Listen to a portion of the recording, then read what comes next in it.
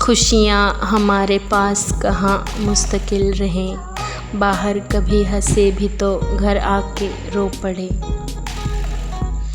افسوس،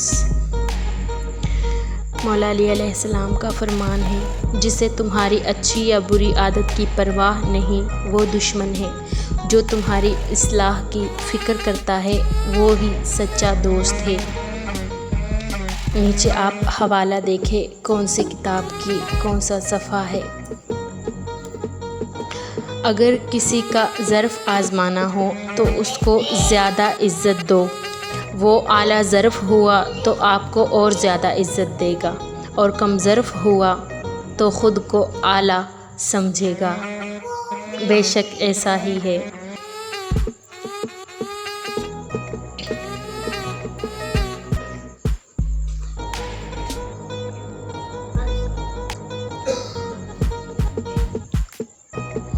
لوگ لاکھ بری چال چلیں، قرآن میں کہہ دیا گیا ہے کہ بری چال چلنے والے پر ہی آگ گرتی ہے۔